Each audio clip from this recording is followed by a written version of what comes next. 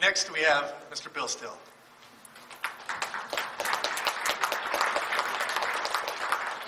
Well, yesterday I got an email from my Texas coordinator that I thought was pretty interesting. Quote, I think Congress should wear uniforms, you know, like NASCAR drivers, so we could identify their corporate sponsors. And I thought that was a pretty good idea. You know, that's really the problem with our current system. You have this giant roadblock for the average American trying to discern the truth because our politicians are so donation-driven. But there's another problem, and that is the mass media. Libertarians are the intellectuals of the American political process. All of us had different paths to get into this hall today. But most of us arrived because we didn't trust the political process, and we were actually willing to read stuff. The average American isn't like that. The average American depends on TV news to form their political opinions. That's why J.P. Morgan began a program to buy the nation's newspapers over 100 years ago. How does that translate today? Well, I have these two friends who worked for one of the big three news networks when my last film, The Secret of Oz, was released. Incidentally, it won Best Documentary of 2010. These guys, I'm going to call them James and John, called me up and told me this story of how J.P. Morgan controls the network. James was the president of the radio division, and Robert was the number 2 guy, the head of the radio news division. They told me that the network, all networks, are so deeply in debt to Morgan that they can't even afford to make the interest payments on their debt completely, just like the U.S. government, incidentally. So they rely on Morgan to roll over their loans. So about 18 months ago, Morgan told the network that they had to fire the top 150 execs or their loans would not be rolled over and the network would be out of business in a week. That put these guys on the street, but John further told me that he could never do a story on me, even though he's been a friend of mine for over 30 years, even though he loved the film because I was so anti-bank.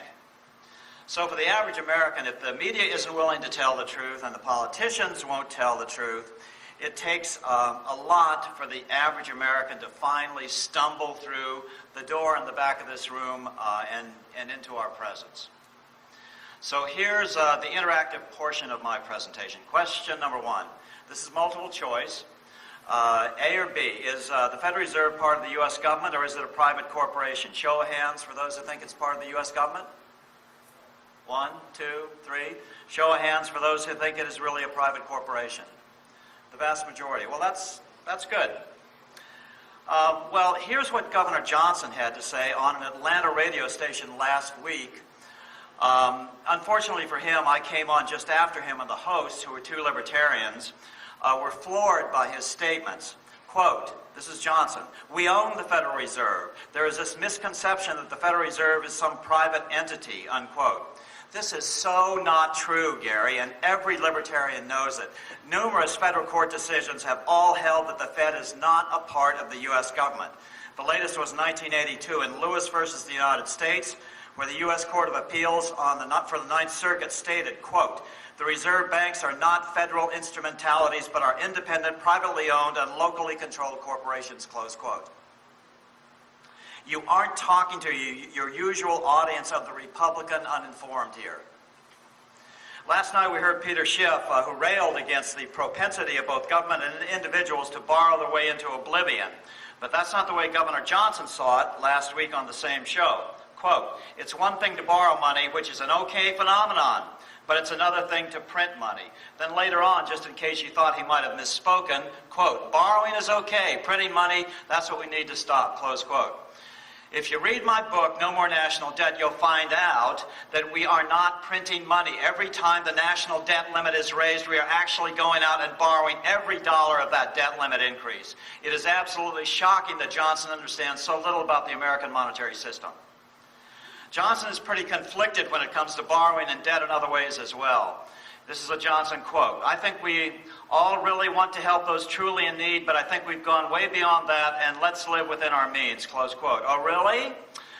There's only one candidate in the Libertarian race who is not living within his means, and that's Governor Johnson. According to his January 31st Federal Election Commission report, the Johnson campaign was over $203,000 in debt. And now he continues campaigning in the hopes that we libertarians will pull him out of the hole with fundraisers around the country. This is beginning to sink in with libertarians.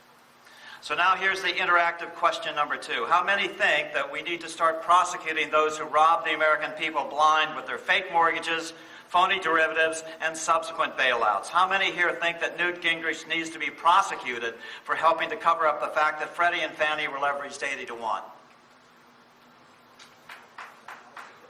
Well, Mr. Johnson thinks differently. Quote, I'm asked about criminal prosecution for those on Wall Street. You know what? It's probably because none of them committed any crimes. They just made some incredibly bad decisions, close quote. This was in the Florida debate. I have it on tape. It's on my website. The crimes, Mr. Johnson, are documented in Professor Janet Tavicoli's new book, The New Robber Barons. I put all of these with actual audio and video of Governor Johnson's voice making these quotes on my campaign site, still2012.com.